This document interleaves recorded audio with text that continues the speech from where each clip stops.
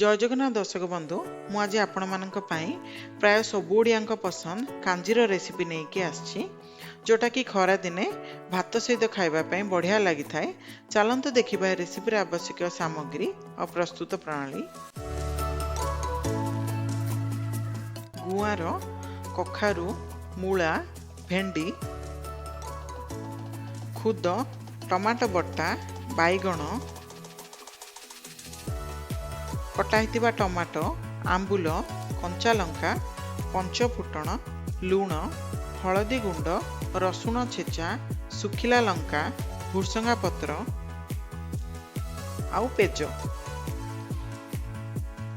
प्रथमे गैस उपरे करेई को बसई करेई रे अल्प तेल देई तेल गरम होला परे भेंडी को आमे भाजी की बाहर करदबा। भेंडी रो लाल अंश गला जाए भेंडी को भाजीबा। भेंडी को एपरी भावे भाजी की कांजी रे व्यवहार करले कांजी आमर लालुआ हे न थाए। भेंडी भाजिला समय रे गैस रो फ्लेम को आमे हाई रे ही रखिबा।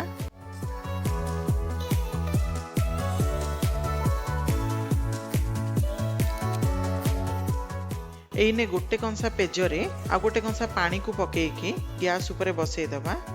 एइथिरे एइने खुद को भल भावे धोईकी पेज आ पानी रे पकेई खुद को सिजिबा पई छाड़िबा।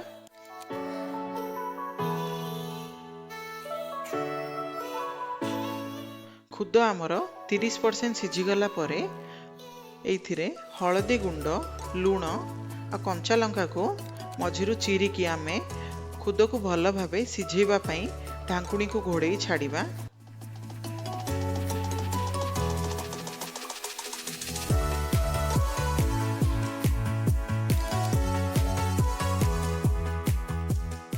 खुद पूरा पूरी सिझीगला परे गुआर को पकेइबा। कहीं गुआर टिके टाइम नहीं थाए सिझीबा पई। गुआर को पकेला परे ढांकुणी को घोड़ेई 50% आमे गुआर को सिझेबा। गुआर 50% सिझीगला परे एथिरे मूला, कखारु, बैगण को पकेइकी ढांकुणी को घोड़ेई सबु परिबा को आमे सिझीबा पई छाड़िबा।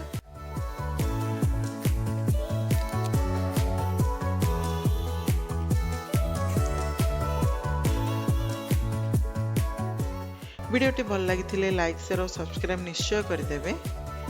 आ सेम स्टेप फॉलो करी ये कांजी को निश्चय बनातु।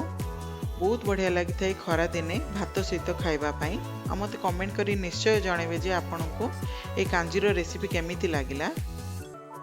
परिबा और खुद भल भावे सिझीगला परे एथिरे आमे कटा हिथिबा टमाटो आ बटा हिथिबा टमाटो को मध्य पकेइकी 15 मिनिट आमे कांजी को हाई फ्लेम रे सिझेइबा ताकि टमाटर कंचा स्मेल पलैब।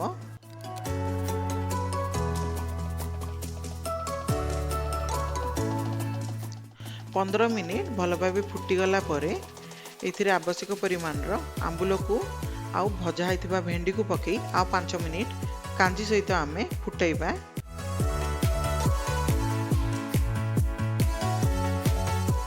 आमर इने कांजी भल भाई फुटिकी प्रस्तुत हो सारी।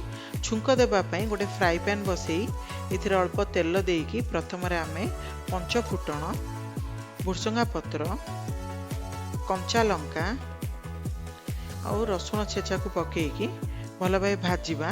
मु आपण मानकु प्रथम हिंगु देखापी भूली जाइछि। छुंकरे निश्चय आपण माने हिंगु व्यवहार करंतु। हिंगुर फ्लेवर बहुत भल आस्ताय कांजी रे खाइबा पई। ए सेम स्टेप फॉलो करी निश्चय घरे थरे ट्राई करंतु ए खरा दिने। पुणी देखा हबो सांग माने अति शीघ्र आ गोटे नुआ वीडियो सहित। रहुची नमस्कार, धन्यवाद।